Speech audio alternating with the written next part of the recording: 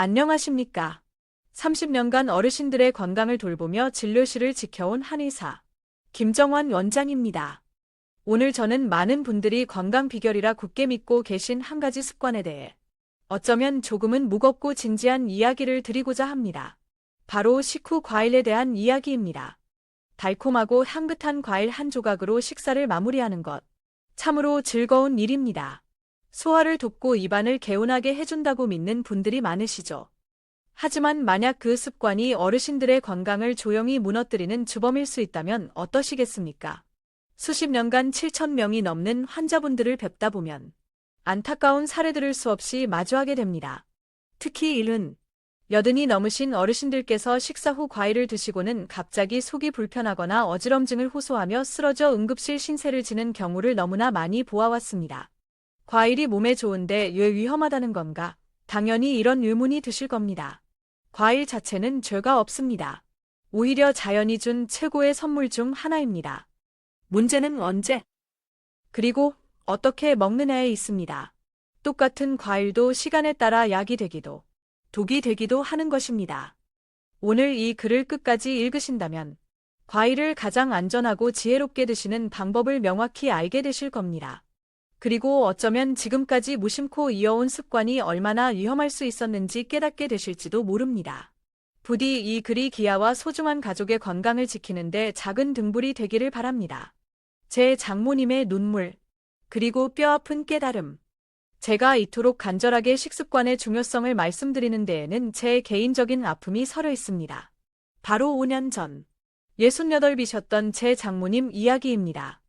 평생을 자식과 손주들을 위해 헌신하신 저희 장모님은 정작 당신의 끼니는 남은 반찬으로 대충 때우시기 일수인 전형적인 무린의 어머니셨습니다.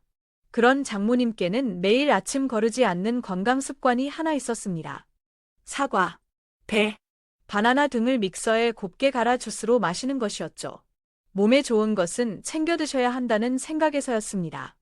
또한 식사 후에는 반드시 후식으로 과일을 두세 개씩 드셨습니다.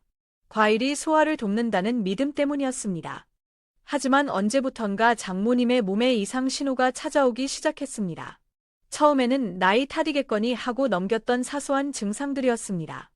식후에 배가 더부룩하고 가스가 차며 트림이 잦아졌습니다.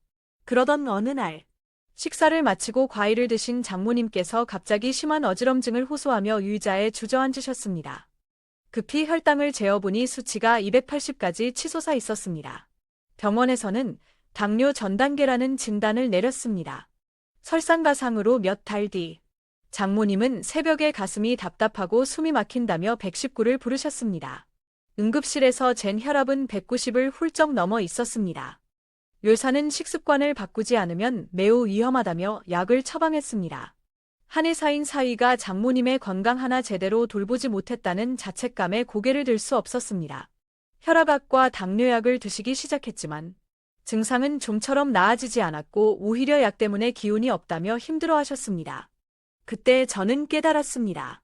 약만으로는 근본적인 문제를 해결할 수 없다는 것을, 원인을 찾아 뿌리 뽑아야 한다는 것을요. 저는 장모님의 하루 일과와 식단을 샅샅이 파헤치기 시작했고 이내 무서운 사실을 발견했습니다. 장모님께서 건강을 위해 드셨던 그 과일들이 오히려 혈당을 급격히 올리고 특히 식후에 드신 과일들이 위장에서 다른 음식물과 뒤엉켜 부패하면서 독소를 만들어내고 있었던 것입니다. 아침에 과일 주스 또한 섬유질이 파괴된 채 당분만 남아 혈당 스파이크의 주범이 되고 있었습니다. 이 경험을 계기로 저는 노년기 식습관과 건강의 관계를 본격적으로 파고들었습니다. 수많은 의학서적과 해외 연구 사례를 공부하며 한 가지 명확한 진리를 깨달았습니다. 어르신들에게 음식은 그 무엇보다 강력한 약이자 무서운 독이 될 수 있다는 사실을 말입니다. 살아있는 음식과 죽은 음식, 그리고 과일의 두 얼굴. 우리 주변의 음식은 크게 두 가지로 나눌 수 있습니다. 바로 살아있는 음식과 죽은 음식입니다. 공장에서 만들어져 화려하게 포장된 가공식품들, 즉 빵, 과자, 햄, 소시지 등은 대부분 죽은 음식에 가깝습니다. 생명력이라 할 수 있는 효소와 영양소는 파괴되고 보존제나 인공 첨가물, 정제된 당분과 나쁜 지방이 가득하기 때문입니다. 이런 음식들은 우리 몸속에 들어와 소화에 큰 부담을 주고 제대로 분해되지 않은 찌꺼기는 독소로 남아 만성 염증과 질병의 원인이 됩니다. 반면 살아있는 음식은 자연 그대로의 모습을 간직한 채소와 과일을 말합니다.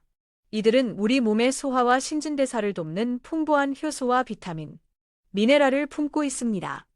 하지만 여기서 가장 중요한 함정이 있습니다. 바로 살아있는 음식의 대표주자인 과일을 잘못된 방법으로 섭취하는 것입니다. 과일은 다른 음식과 소화되는 방식이 근본적으로 다릅니다. 밥이나 고기, 생선 같은 음식들은 위장에서 위산과 섞여 2시간에서 4시간에 걸쳐 천천히 소화됩니다. 하지만 과일은 대부분 수분과 단순당으로 이루어져 있어 위장에 들어가면 단 20에서 30분 만에 소장을 향해 내려갈 준비를 마칩니다. 이제 상상해 보십시오. 이미 밥과 고기로 가득 찬 위장 속으로 과일이 들어오면 어떻게 될까요? 먼저 들어온 음식물의 길이 막혀 오도 가도 못하게 된 과일은 따뜻한 위장 안에서 기다리는 동안 발효되고 부패하기 시작합니다. 이때 알코올과 아세트산 같은 독성 물질이 생성됩니다. 이것이 바로 많은 분들이 식후에 과일을 먹고 나서 속이 더부룩하고 가스가 차는 이유입니다. 이 독소들은 혈액을 타고 온몸으로 퍼져나가 혈당을 어지럽히고 간에 부담을 주며 만성 피로와 염증을 유발할 수 있습니다. 의학의 아버지가 2500년 전에 남긴 가르침. 의학의 아버지 히포크라테스는 음식으로 고치지 못하는 병은 약으로도 고칠 수 없다는 말을 남겼습니다.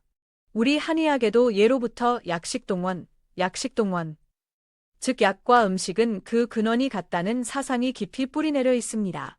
이는 음식이 곧 약이 될 수 있다는 진리를 담고 있습니다. 현대의학은 혈압이 높으면 혈압 강화제를, 혈당이 높으면 혈당 조절제를 처방하여 증상을 억제하는 데 집중합니다. 물론 이는 위급한 상황에서 반드시 필요한 조치입니다. 하지만 제 장모님의 사례처럼 근본적인 원인인 식습관을 바꾸지 않으면 약에 의존하는 삶에서 벗어나기 어렵습니다. 자연이 우리에게 준 음식, 특히 과일과 채소에는 인공적인 영양제로는 결코 흉내낼 수 없는 완벽한 영양의 조화가 담겨 있습니다. 오렌지 한 알에는 비타민C뿐만 아니라 그 효과를 극대화하는 수백 가지의 파이토케미컬이 함께 들어 있습니다. 이것이 바로 한의학에서 말하는 음양의 조화이며 자연이 만든 완벽한 약입니다. 그러나 이 완벽한 약도 자연의 법칙을 어기고 섭취하면 오히려 해가 될 수 있습니다. 과일 섭취에도 지켜야 할 때와 순서가 있다는 사실을 반드시 기억해야 합니다. 황금률, 과일은 빈속에, 그리고 소량만 드십시오. 이제 가장 중요한 실천 방법을 알려드리겠습니다. 바로 채소 과일 섭취법입니다. 1. 과일은 빈속에 먹는 유일한 음식입니다. 과일의 영양을 온전히 흡수하고 독소 발생을 막는 유일한 방법은 위장이 비어 있을 때 먹는 것입니다. 가장 좋은 시간, 아침에 일어나 공복 상태일 때, 밤새 비어있던 위장에 과일의 좋은 성분들이 가장 빠르고 완벽하게 흡수됩니다. 두 번째 좋은 시간, 식사하기 30분 1시간 전. 또 다른 좋은 시간, 식사 후 최소 서너 시간이 지나 출출할 때 간식으로. 절대 피해야 할 시간, 식사 직후. 이것은 약이 아닌 독을 먹는 것과 같습니다. 2. 최소한으로 적당량만 섭취하십시오. 아무리 좋은 과일이라도 과하면 탈이 납니다. 특히 당뇨나 고혈압이 있으신 어르신들은 더욱 주의해야 합니다. 하루 권장량, 하루에 이 3종류의 과일을 각각 주먹 하나 정도의 양으로 드시는 것이 좋습니다. 1. 아침 공복에 사과 1개, 오후 간식으로 바나나 1개. 과일 주스는 피하십시오. 과일을 갈면 섬유질이 파괴되어 당분이 너무 빨리 흡수됩니다. 혈당 관리가 필요하다면 과일은 주스가 아닌 있는 그대로 드시는 것이 좋습니다. 채소와 함께 드세요. 과일과 채소를 함께 먹으면 서로의 장점을 극대화할 수 있습니다. 채소의 섬유질이 과일의 당분 흡수 속도를 조절해 줍니다. 작은 습관의 변화가 만든 기적, 실제 환자 사례. 이 간단한 원칙을 지켰을 때 제 환자분들에게는 놀라운 변화가 찾아왔습니다. 70세 박서연 어르신, 15년 된 당뇨, 고혈압 건강을 위해 하루 과일 7, 8개를 드시던 습관을 하루 2개, 공복에만으로 바꾸고 3개월 만에 15년 만에 처음으로 약을 줄이라는 의사소견을 받으셨습니다. 78 이민준 어르신, 심근경색 수술 후 식후에 과일을 갈아 드시는 습관을 중단하고 아침 공복 섭취로 바꾼 지 일주일 만에 가슴 답답함과 호흡 곤란이 눈에 띄게 줄었고, 한 달 후 심장 기능이 개선되었다는 진단을 받으셨습니다. 여든한 살체지우 어르신, 20년 된 만성 소화불량 소화를 돕는다며 식후에 파인애플, 키위를 드시던 것을 중단하고 3일 만에 더부룩함이 사라졌습니다. 2주 후, 20년 만에 처음으로 소화제 없이 편안한 하루를 보내셨다며 기뻐하셨습니다. 75 강현우 어르신, 10년 된 불면증 저녁 식사 후 습관적으로 드시던 당도 높은 포도와 감을 끊으신 지 3주 만에 수면제 없이 6시간을 통잠 주무시는 기적을 경험하셨습니다. 이 사례들은 한 가지 사실을 명확히 보여줍니다. 1은 여든이 넘으셔도 우리 몸은 반드시 좋아질 수 있으며, 그 열쇠는 약이 아닌 작은 식습관의 변화에 있다는 것입니다. 어르신을 위한 3 황금 식단과 7가지 생활 보약. 이제 어르신들께서 현실적으로 실천할 수 있는 구체적인 지침을 드리겠습니다. 바로 7대3 법칙입니다. 하루 식사의 70%는 채소, 현미, 제철 과일 같은 자연 음식으로, 나머지 30%는 평소 즐기시던 음식으로 채우는 것입니다. 100% 완벽하지 않아도 70%의 변화만으로도 우리 몸은 놀랍게 회복됩니다. 어르신을 위한 건강 하루 식단 예시. 기상 직후 미지근한 물 한 잔. 아침 7에서 8시 30분 후 제철 과일 1개. 그로부터 1시간 후 현미죽, 나물 반찬, 된장국. 점심 12에서 1시 현미밥 반 공기, 채소 반찬, 생선이나 두부, 맑은 국. 오후 간식 3에서 4시 과일 1개 또는 견과류 1줌. 저녁 5에서 6시 현미밥 반 공기, 채소 위주의 가벼운 식사. 저녁 7시 이후, 몰요에는 금식. 이와 더불어 7가지 생활 습관을 함께 실천하신다면 건강은 더욱 굳건해질 것입니다. 깊은 호흡. 아침에 창문을 열고 신선한 공기를 10번 깊게 마십니다. 마음 다스리기. 화가 날 땐 괜찮다고 3번 속삭여 보세요. 스트레스는 만병의 근원입니다. 규칙적인 수면. 밤 10시 전에는 잠자리에 들고 일찍 일어나는 습관을 들입니다. 아침 햇볕. 하루 15분 햇볕을 쬐어 비타민 D를 보충하고 우울감을 쫓습니다. 가벼운 걷기. 매일 30분. 숨이 차지 않을 정도로 천천히 산책합니다. 따뜻한 관계. 가족, 이웃과 자주 대화하고 교류하며 외로움을 이겨냅니다. 감사하는 마음.